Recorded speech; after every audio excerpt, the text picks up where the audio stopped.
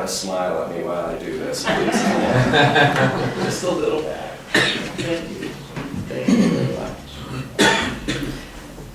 So what do you really want, Scott? This was a question asked to me by a friend and colleague right in the middle of my month-long discernment that's been going on about this decision to make a new job. A difficult month of discernment with difficult not even beginning to capture the full experience of it all. Right back to him after he asked the question, I said, I want this answer to be cleaner, clearer, with the full awareness that that's not how these things ever go. I said, this opportunity to come 4, 6, 8 years later, not right now when we're in the middle of so much, when things are so good and so pregnant with possibility. I don't want the decision to leave, to make people I love feel hurt or angry or betrayed. I don't want them to misunderstand, I said. I want it to be easier for me, for them. And I don't want them to forget me, I said, even though I was and am a little bit embarrassed to say that out loud. Well, that is a lot about them, my friend said back to me. So what about you, Scott? Again, what about you? And when he asked me that again, right then, well, bam, I was taken right back to the barn. Back to the barn. I'm in 4th grade now, maybe 5th. The chores, right, are all done, and it's an hour, even 2 until dinner time. And so I turn to imaginative play. Often I'd head to the woods and become, like most boys my age, the $6 million man. Hunting down bad guys or taking on these secret missions to save the world, but not today, not in the memory that I have in my head at this moment. Today I play the secret game that I share with absolutely none of my friends. I stay in the barn and I climb up to the hay mow and I grab 2 bales of hay and I stack one on top of the other, transforming it into a pulpit. And I go around and I swing the back doors of the barn wide open to create the sky and the fields into my sanctuary, and I preach. And since we're friends, I'll let you in on the most embarrassing part of this memory. You see, this wasn't just any old sermon. I was surrounded by the sky and by the pigs and the cows. And let me tell you, those pigs and cows were rapt in attention. Right in the middle of all that, I preach a sermon that erupts into song.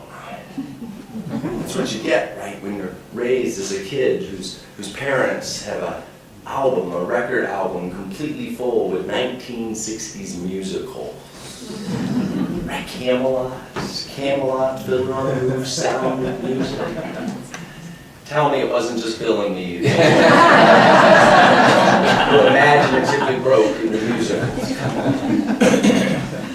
My memory then turned next. It turned next to being dragged around by my father to his weekend preaching gigs, to the small country churches that he served part-time. He'd enlist me to help him with the children's sermons or do readings with him from the pulpit before he'd share the adult sermon.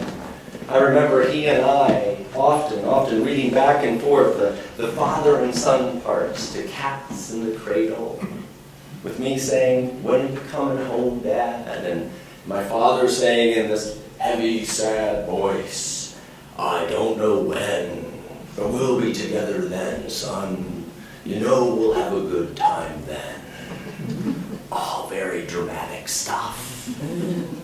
But nevertheless, leaving people out in the congregation moved, and frankly, leaving me at a very early age with the privilege of witnessing the power of the pulpit and just the simple importance of setting aside one magical hour a week to reconsider what we really want to do with our lives. And I remember being 18 and being asked by the deacons of my church to give my first real sermon with them, sitting me down ahead of time, telling me that they had discerned that I had the calling to be a preacher. They tell me they had been watching me and that they saw something in me and that they felt this was what God was calling me to do. They said they'd been watching my brother too, but him, not so much. College, and all those years of fighting it at first, who wants to announce that they want to be a preacher when all of your roommates, are talking about being important things, like lawyers and doctors, business leaders and politicians. But then finding myself serving a Quaker fellowship near campus as their youth minister, putting my young ego in check and causing my heart to once again fall in love with the power of religious community, the power that we all know to tenderly hold and heal and put us back in touch with that feeling of being part of something greater than ourselves. All of which led me to apply to seminary right out of college. My liberal theology was too liberal for me to survive as a minister in my previous Christian tradition, but the Unitarian Universalist tradition welcomed me in, and I jumped at the first chance I could to be an associate minister at the Third Unitarian Church of Chicago, a remarkable church of staunch atheists and social activists with a few of the long-timers still very proud and willing to pull out their wallets and show you that they were once card-carrying members of the Communist Party. And from there, my first lead pastorate in Syracuse for 6 years, and then to the tremendously precious gift of being able to serve right alongside my wife for 9 years at First Unitarian, and finally to my wonderful life of 4 years with all of you. I've wanted all of it. I told my friend last month, and I wouldn't change a thing about this gift of getting to be a preacher, but I added, it's also the only thing that I have ever done. He replied. So what do you want now, Scott? And that's when I heard myself suddenly talking about my mother. So odd. I said that this invitation to a new job and a new life comes right at the same time that the doctors decide it's time for her to enter hospice. Early Alzheimer's at 62 years old, now facing her last days at 72. And right beside that, of course, is the voice of my darn geneticist little brother, reminding me that little test, that blood test that he did not so long ago, confirmed that our genes are not that far off of our mother's, and so that our timeline could also be her timeline. And with all that, swirling around in my head and my heart this past month and a half, I heard a voice, friends, literally a voice say loud and clear, what I want most is to have 3 lifetimes in this one potentially abbreviated lifetime of mine. Again, friends, the poet David White. Sometimes you come to a place whose only task is to trouble you with tiny but frightening requests. Requests to stop what you're doing right now and to stop what you're becoming while you do it. Questions that can make or unmake a life. Questions that have no right to go away.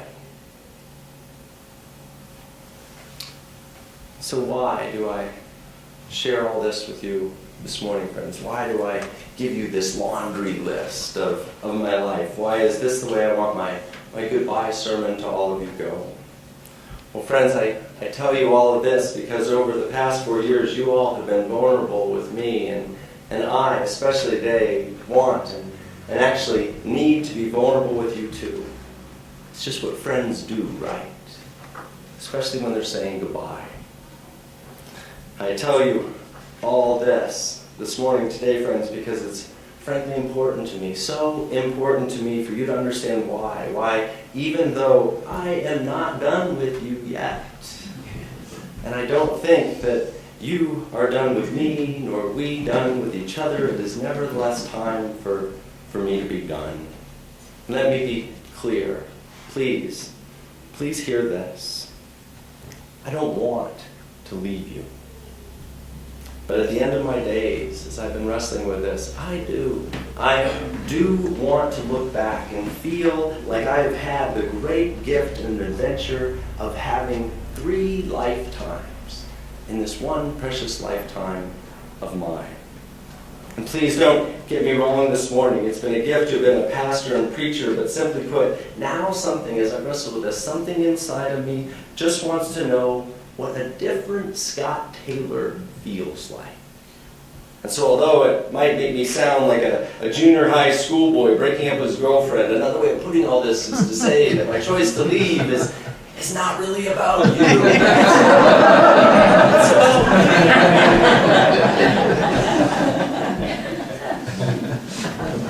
And I really want to stress this, because it would truly break my heart for there to be any misunderstanding about this between us. For me to leave with you imagining that I see this as, somehow supposedly moving on to something bigger and better, that I'm somehow tired of you all or in some way outgrown the precious work we've done together. That absolutely is not true. I'm not tired of you at all.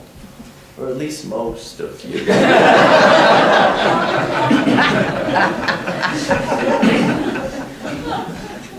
Friends, for me, this is not all a matter of simply pursuing a new career opportunity or a stereotypical situation of climbing some kind of career ladder. No, it's really deeper than that. It's about, simply put, it's about me noticing that I have changed. Or more precisely, been changed. Been transformed into something new, largely by this place. And by you. And so it's here that I need to actually contradict myself a little bit this morning, because in this sense, my decision to leave, is all about you. All about you. The ways in which you have changed me and that we have changed each other are exactly, make no mistake about it, are exactly the reason why I was offered this new job. In a very real sense, the UUA doesn't just want me. They want us. They want you. And I love that. I absolutely love that. It's the thing that's made my heart feel somewhat a little bit better about all this. I love thinking that it's not just me going on to serve our larger movement, it's you too. And all the ways that we've changed each other. And so to honor that and simply this morning be able to say thank you to all of you for all you've done and all you've meant to me, it's important for me to know how exactly you have changed me. And so here we go. I first think of how you've changed me from pastor to institutionalist. In so many ways, it was the role of pastor that made me fall in love with the ministry. I think as every minister will tell you, it is an unparalleled privilege to have people let you into their lives during the tender, challenging, and even heart-wrenching moments of their journey. It's such a privilege. Such a privilege that we ministers tend to hold on tightly to that role and keep it just for ourselves. But you all are a church that does not allow that, has never allowed that. It's not, I think, that you don't want your minister to reach out, but from the very minute I got here, you proudly, each and every one of you in your own way, proudly announced, Scott, when it comes to pastoring and taking care of each other, we got this. And so over and over again, right? Over and over again, you've all put me in the wonderfully uncomfortable position of showing up at the hospital or calling you when you were in need, only to discover that a member of your Soul Matters group or a member of the lay pastors team or just a regular old member has already been there to visit you and has everything covered. Everything. It's a little bit of an exaggeration, but a couple of you have even joked with me that you so don't expect and need me to show up at the hospital that when I do, you suddenly worry that it's much worse than the doctors.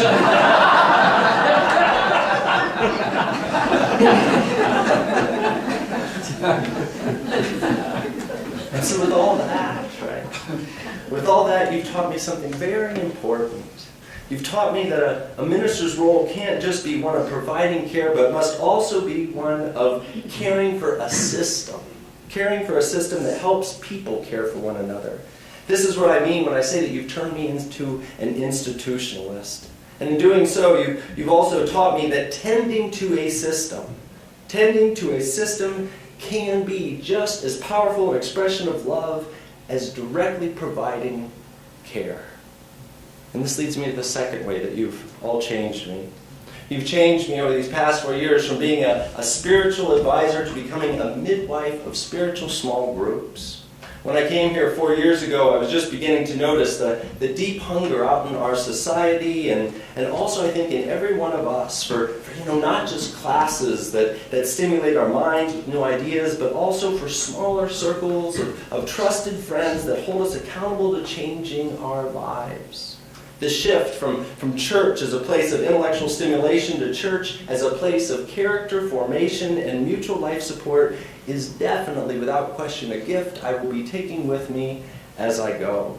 Indeed, nothing, I think you already know this, nothing has given me more pleasure during my time here than sitting with you in the intimacy of our Soul Matters groups and watching all of you absolutely risk the vulnerability of sharing your lives with one another. I'll admit this, I used to love having people come to me directly for spiritual advice, but frankly that does not even compare. Doesn't even come close to the gratification I get from setting up small groups, small circles of you, and watching you help each other hear the wisdom of your own inner voice. And so again, it's been you that's pushed me in the direction of institutionalist and systems builder and helped me get in touch with how important and meaningful that role can be. Which brings me to the third way you've changed me, and I know many of you may get uncomfortable when I say this, but I gotta blame it on you. You've turned me into an evangelist.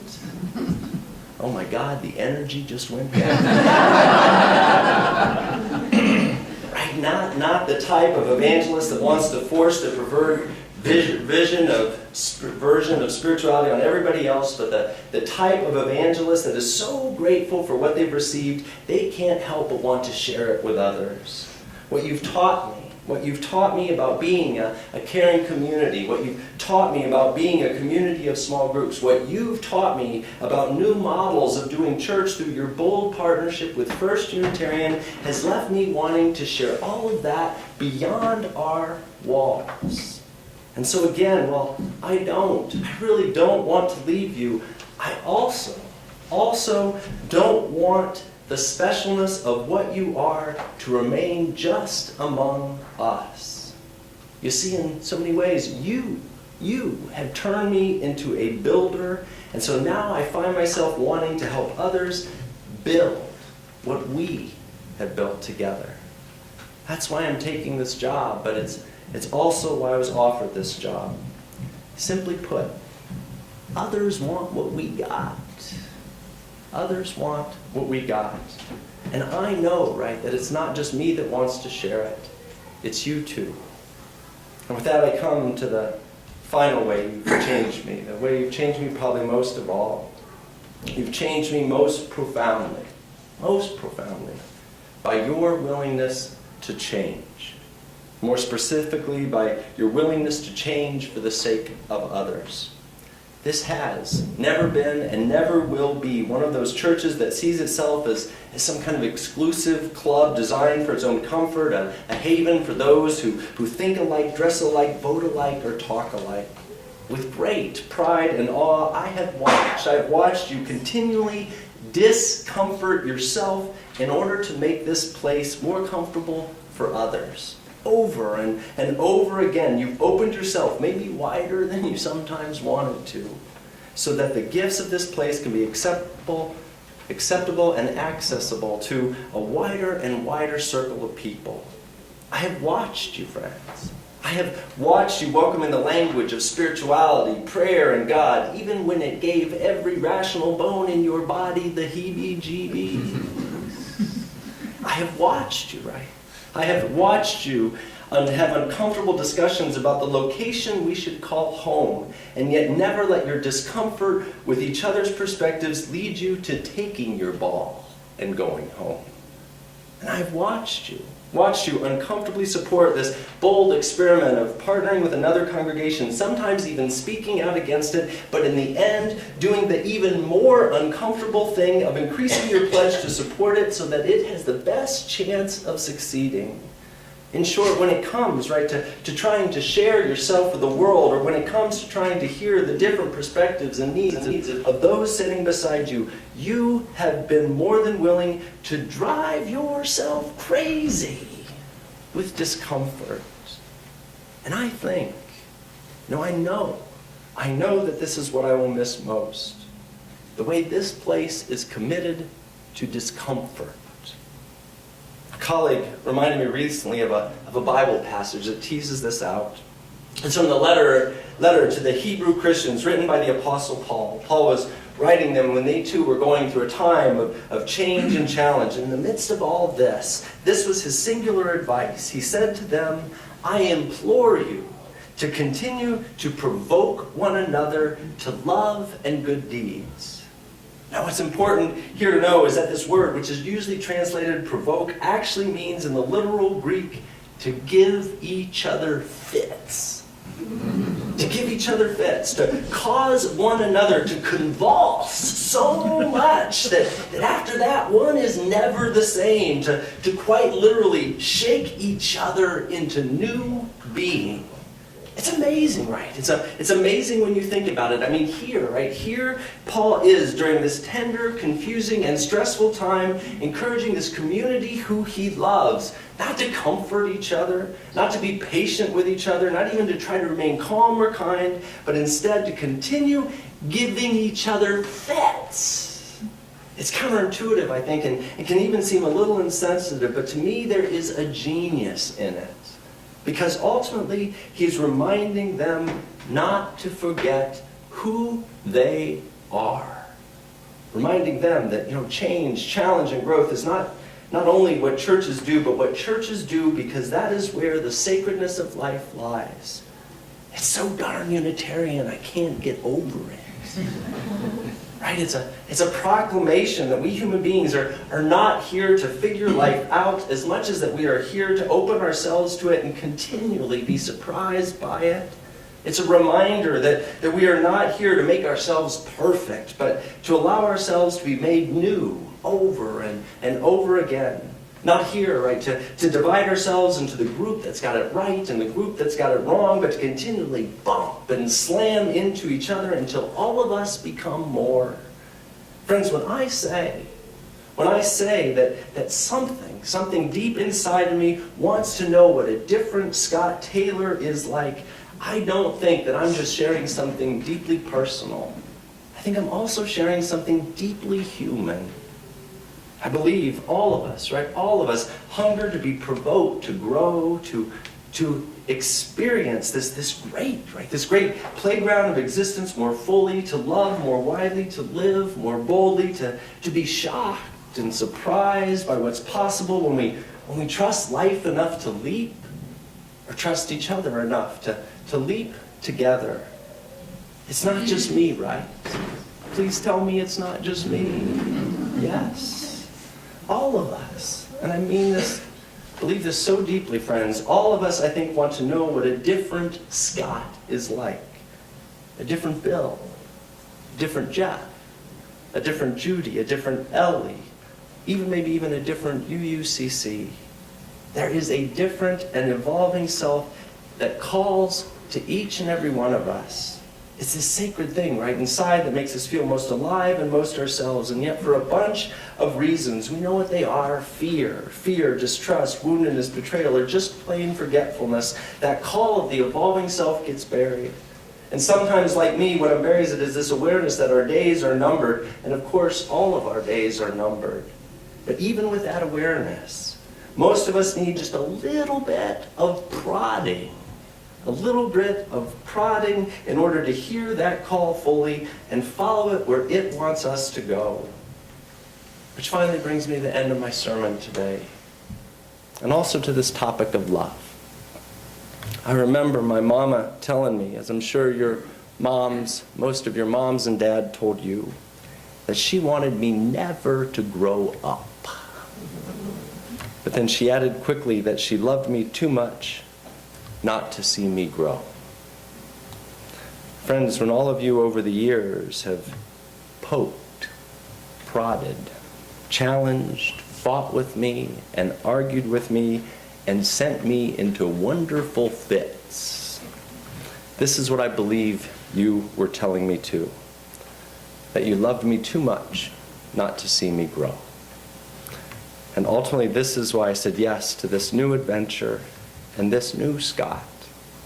And so thank you, friends, for loving me enough to help me get to know him.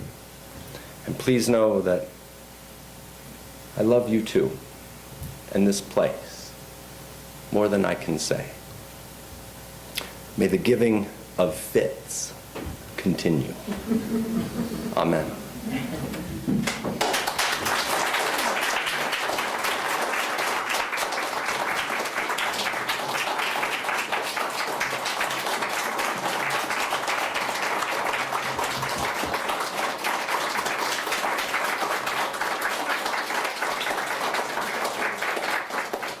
Bill, hurry up and play the music.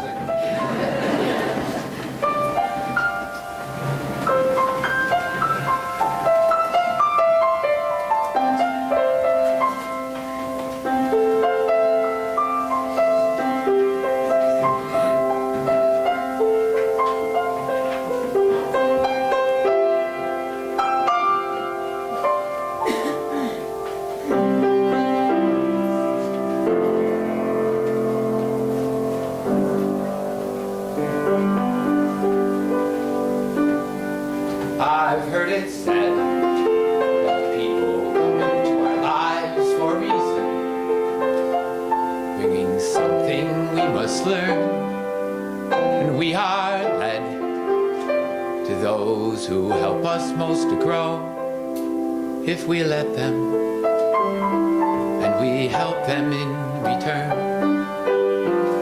Well, I don't know if I believe that's true, but I know I'm who I am today because I knew you. Like a comet pulled from orbit as it passes a sun, like a stream that meets a boulder halfway through the wood. Who can say if I've been changed for the better, but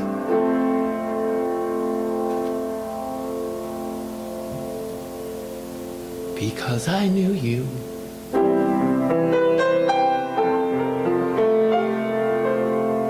I have been changed for good.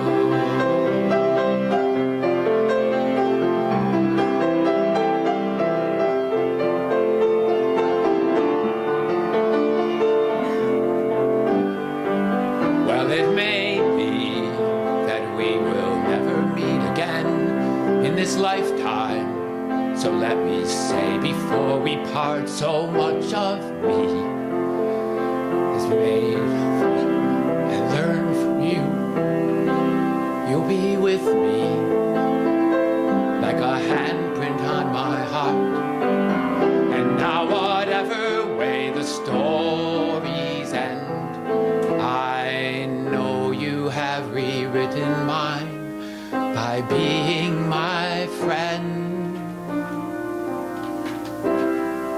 Like a ship blown from its mooring by a wind on the sea, like a seed dropped by a sky bird in a distant wood. Who can say if I've been changed for the better, but because I knew you, because I knew you, I have been changed for good. And just to clear the air, I ask forgiveness for the things I've done you blame me for. But then again, I guess there's blame to share, and none of it seems to matter anymore. a comet pulled from orbit as it passes a sun, like a stream that meets a boulder halfway through the wood, like a ship blown from its mooring by a wind off the sea, like a seed dropped by a sky bird in a distant wood. Who can say if I've been changed for the better? I do believe I have been changed for the better. And because I knew you, because I knew you, because I knew you, I have been changed. We have been changed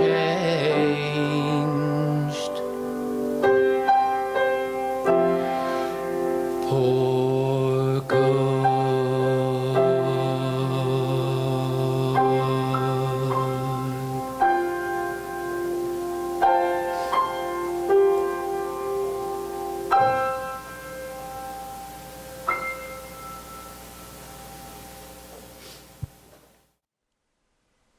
Join us for worship every Sunday at 10 a.m. at the Unitarian Universalist Church of Canandaigua, a welcoming congregation. We are located at 3024 Cooley Road, 4 miles west of South Main Street, Canandaigua, just north of the intersection with Routes 5 and 20. Look for the blue signs just before the turn. Your comments about this program or questions about the church are welcome at 585-396-1370 or at our website, www.canandaiguauu.org. Producer and editor, Daniel Brigham.